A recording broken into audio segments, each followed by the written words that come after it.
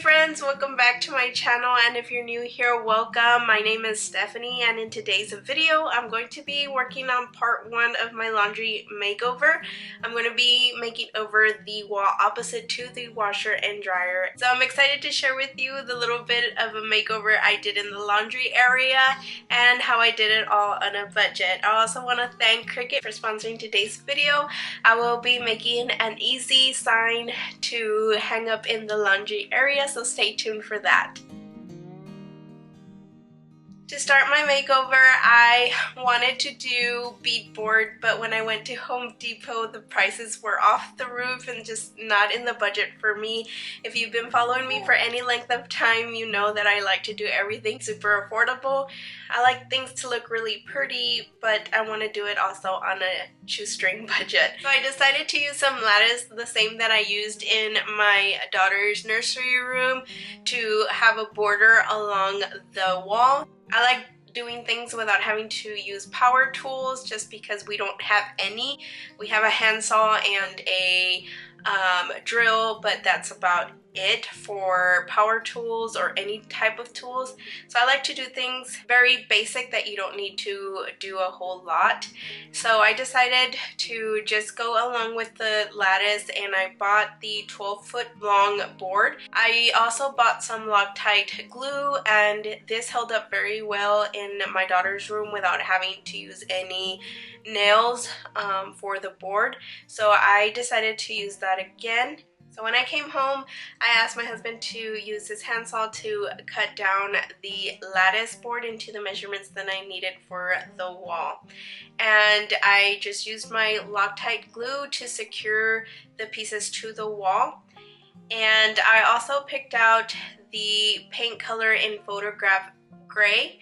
It's a green gray color, and it was not one of the options on my mood board, but when I went to the store I saw the colors on the paint chips, and I decided to just go with Photo Gray. It fell within the color scheme that I had for my mood board anyways, and I really liked the turnout of the color. I went ahead and painted the lattice board and underneath all the way down to the baseboard in this section of my laundry area. In the future, I will purchase some more lattice to go across the wall vertically so that it creates a board and batten type of style look on the wall. But for now, just for the affordability of this project, I went ahead and just kept it to where I just had paint on the bottom. So to decorate, I did use a lot of items I already had in my home, and some items that I had purchased a while ago with the laundry makeover in mind.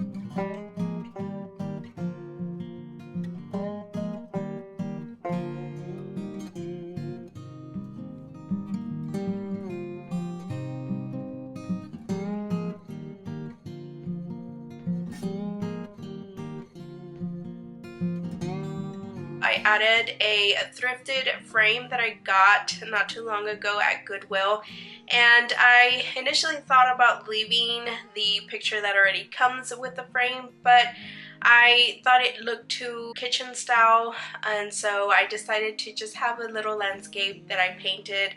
It didn't come out as great as I would like because although I love painting, landscaping is not my forte, but I did the best that I could and just kind of did a very quick little landscape piece of art to go in there. So once I decorated the peg rail and the shelf, I knew that I had to figure out a way to cover up the ugly eyesore breaker box.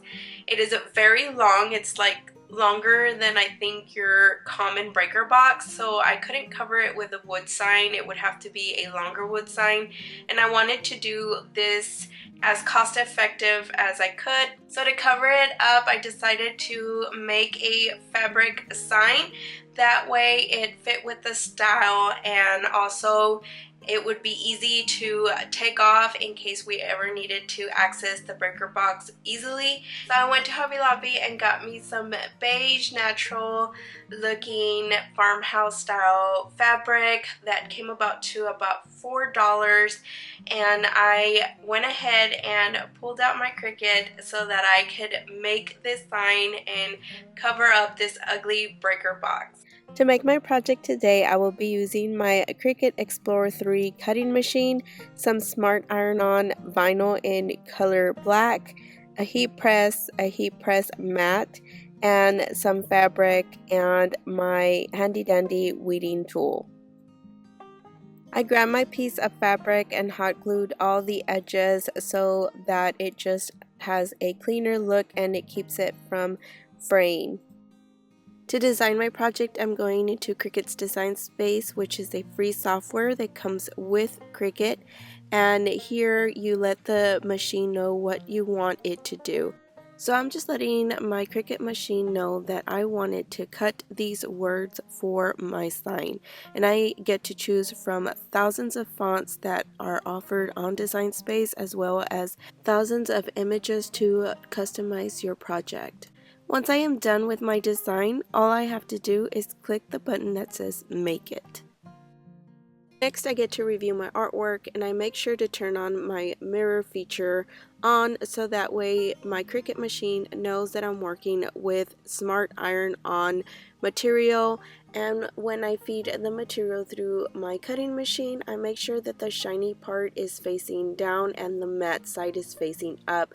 Cricut is such a smart cutting machine that it cuts hundreds of materials, including everything from vinyl to leather, and it is super user friendly. Because Cricut is so user-friendly, all I have to do is go to Cricut.com and go to the heat press settings guide. All I have to do is add my material that I'm working with, and it will let me know the temperature settings and the time for my project. Based on the material that I'm working with today, I am setting my heat press to 315 degrees Fahrenheit for 30-second heat press time. This next part is by far my favorite. It is so satisfying. I love to weed out vinyl off the plastic backing, so I'm just going to take my time and get all this removed. Once I'm done weeding my material, I'm going to get my heat press and give my fabric a quick iron, not only to take out the wrinkles off the fabric, this also helps the material stick to your fabric really well. Now I'm ready to iron on my design onto my fabric, and since this is a big image, I'm just going to be using 30-second intervals until I have covered the entire image. Once I'm done ironing everything onto my fabric, I am going to wait for the plastic to cool off and then peel it off, revealing the beautiful wording to my new fabric sign. I remember getting my first Cricut machine for Christmas a couple years ago, and I have not stopped using it since. I love the ability to make custom pieces for my home and also for friends and family. Christmas is around the corner, and this would be the perfect gift for the creative person in your life.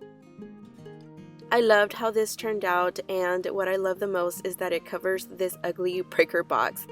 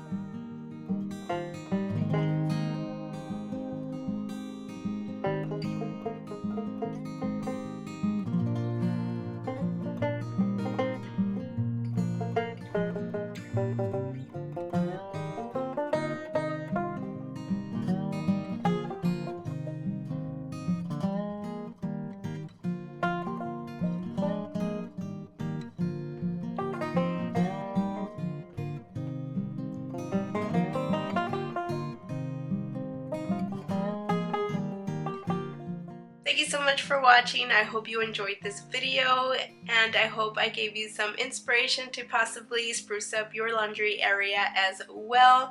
I hope I gave you affordable ways that you can do that. And if you enjoyed this video, please give me a thumbs up. And if you're not already subscribed, I would love to have you here at Considered All Joy. And you can do so by clicking the red subscribe button down below. And I hope to see you again in the next video. Bye-bye!